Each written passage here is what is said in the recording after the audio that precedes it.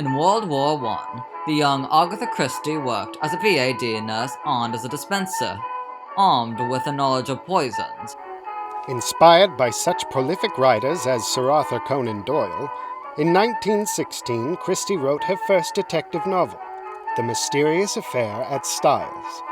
In it, she featured a former Belgian police officer named Hercule Poirot, described as having a magnificent mustache and a head exactly the shape of an egg. It was said that to the insufferably fastidious Poirot, a speck of dust would have caused him more pain than a bullet wound. Introduced at the end of World War I, when Britain held great sympathy for the German-occupied Belgium, Poirot quickly became a favorite amongst Christie's readers. And even though, by the 1930s, Christie found Poirot to be insufferable, she refused to kill him off because she felt she had a duty to appease the public. So, she continued to feature the stout Belgian in 33 novels, 2 plays, and over 50 short stories spanning until 1975, when Poirot's story came to an end in the installment entitled Curtain. Poirot was so loved that he became the only fictional character to receive an obituary on the front page of the New York Times. Agatha Christie remains the only crime novelist to have attained equivalent fame as a playwright, with no less than 3 of her plays being performed simultaneously in the West End and London. Her play, Mousetrap, has achieved the unprecedented status of world's longest-running play.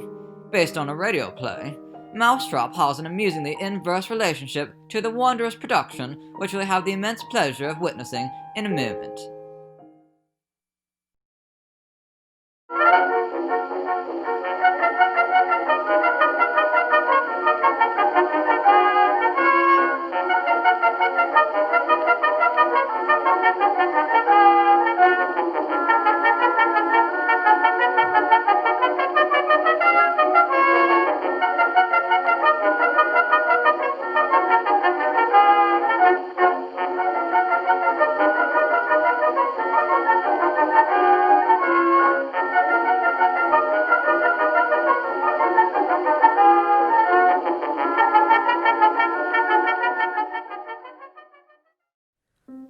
Reeling from the historic financial crash of 1929, nations across the world faced an uncertain future as we entered the 1930s.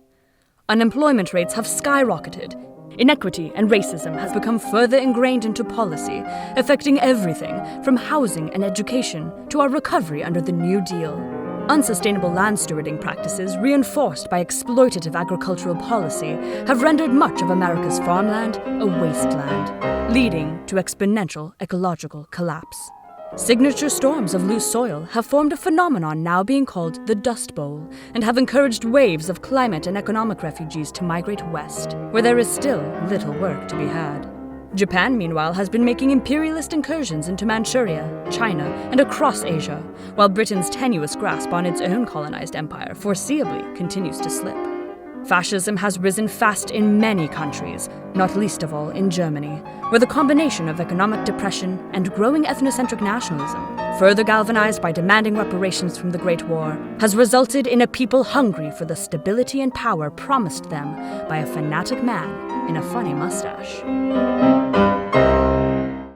Still, things haven't been all bad, and in these dark times, people find relief where they can, communities band together, and we have set to work building ourselves back up. And we don't mind an escape every now and then, an escape into the exciting new world of radio broadcast, or the opulent beauty of the motion pictures.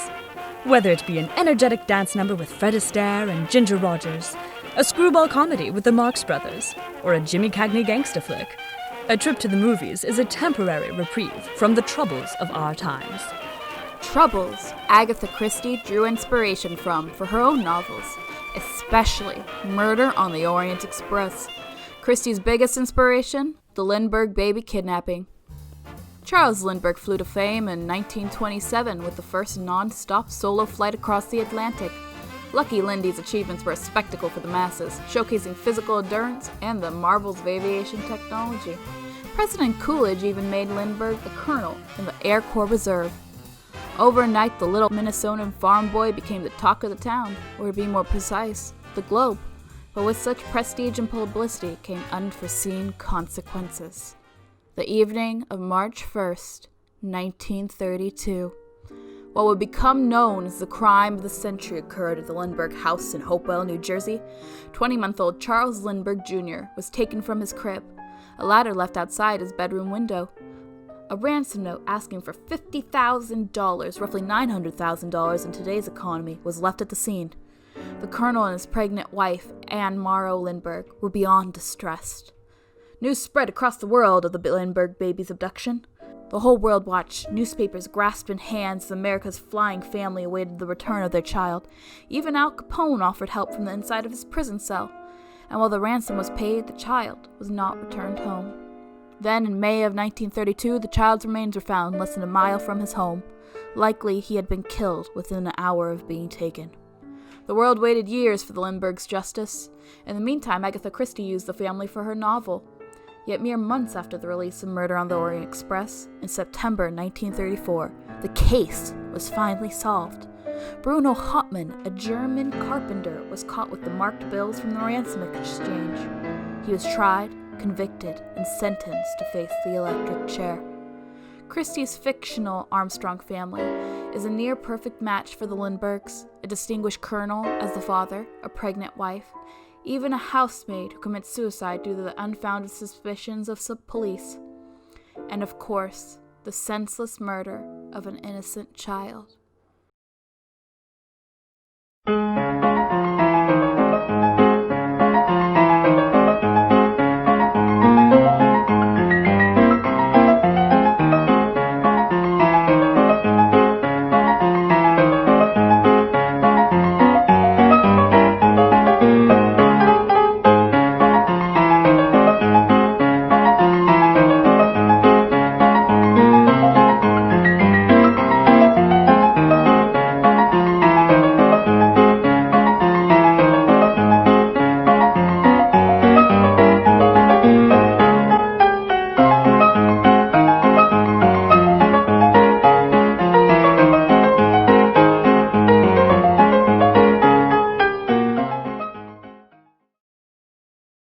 Dateline, October 1934. On the 5-year anniversary of the great stock market crash, we still find signs of life within the current prolonged worldwide economic downturn.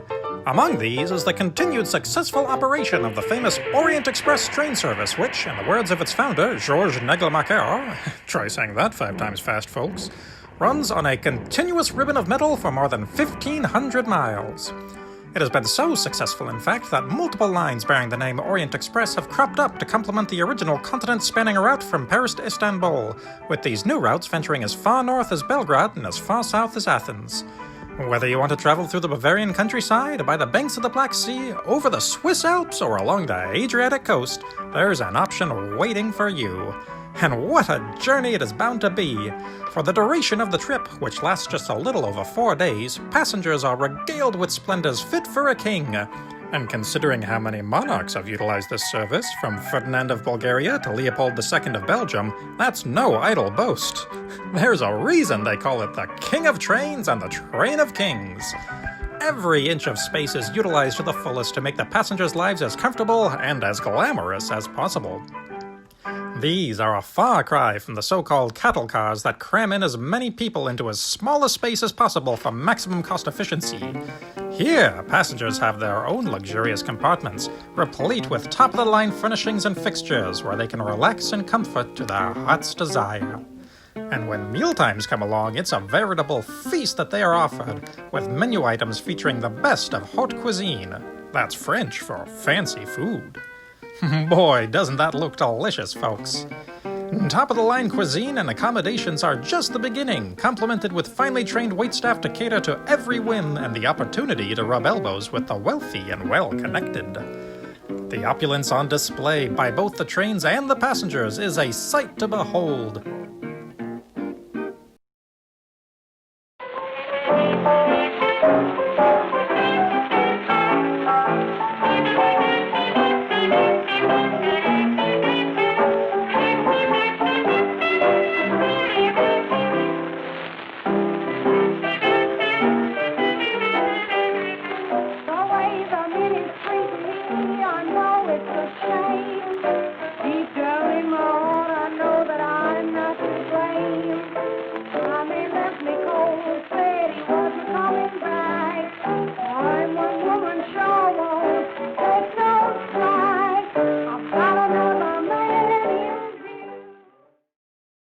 Our primary feature this evening is a radio drama. In the mid-1890s, Guglielmo Marconi developed the first device for distance radio communication. The radio's popularity grew during the late 1920s and early 1930s, and by 1934, 60% of U.S. households had radios. It was then that the radio play could establish itself in our imaginations. Hurry, hurry! Betty, where's your Uncle Pete? We were held up, Tom. 3 men. The 1930s were a fertile ground for experimentation in dramatic medium, much like this evening's production. And actors went intrepidly into new territory as radio plays took hold. One of the more shocking moments in radio history took place on October 30th, 1938. Orson Welles' adaptation of the science fiction classic, The War of the Worlds, aired that evening to an unprepared public, many of whom believed in earnest that hostile Martians had in fact come to invade Earth because of the news bulletin style of narration used.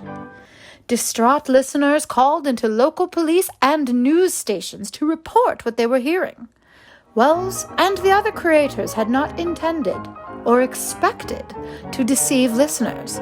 However, they have gone down in radio history for it. In the same way that plays transition to radio, Agatha Christie's works have leapt from the page to the screen, stage, and other various platforms. Agatha Christie's collected works are no stranger to adaptations, so much so that she stopped allowing studios the rights to them due to her dissatisfaction with the final product. However, she gave her blessing to the famous 1974 film Murder on the Orient Express, a star-studded commercial hit which stayed very faithful to the source material. So, what sets the stage adaptation apart from the rest? The playwright, Ken Ludwig, has accrued experience in the retelling of famous works, penning adaptations of Treasure Island, The Three Musketeers, and The Adventures of Tom Sawyer, and many others. He also has a history of mystery, incorporating Sherlock Holmes into his productions. However, Ken Ludwig is perhaps most regarded for his comedic, farcical plays such as Moon Over Buffalo and Lend Me a Tenor. Utilizing this style, he trimmed the list of characters down and sped exposition up, leaning into Christie's heightened reality setting. Ludwig juxtaposed the dark material with humor and exciting staging, allowing the audience to see into multiple characters' train cabins at the same time. In 2017, the play Murder on the Orient Express premiered at the MacArthur Theatre in Princeton, New Jersey. Ludwig relied heavily on the artistic specificity of his brilliant designers, and our production is no exception.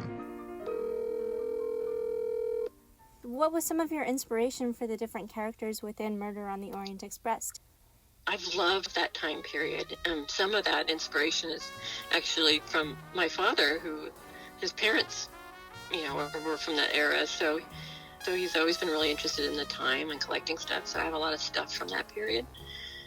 And I love the film, the original film I saw with my father back in 1974.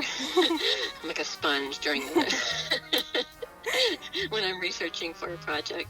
How is it adapting to this new Zoom world that we find ourselves in? Do you find it more challenging in terms of costume designing, or do you enjoy it more? It is definitely challenging, as it is. We're having to, kind of conserve on costume design, right? Because of COVID, we don't have access to as much material, or we don't have a huge crew to work with. I think the biggest challenge is how to conduct a fitting Yes. online. So, that's the biggest challenge. And so there's a lot of guesswork that happens. You make this custom outfit for each actor. Right now, it's sort of piecemeal. It's very different. Much like classic radio plays, we are utilizing live performers to help complete the soundscape of our show using a technique known as Foley. Foley is the creation of live sound effects, named after Jack Donovan Foley and his contribution to the creation of movies with sound. Before then, live sound effects were a hallmark of early 1920s radio, as phonographs couldn't match the timing of the performance of a live broadcast. All right, boys, let's hit out. Our talented Foley artists will be creating the sounds necessary for filling this world with life. Hi, I'm Chris Chiota. I'm one of the show's 2 Foley sound effects artists, and I'll show you a couple of ways that I make sound during this show. Right next to me you can see the massive bell of the Orient Express, and as you can see, it's the real deal. To create the sound of a jingling key, I use a dog collar and some text.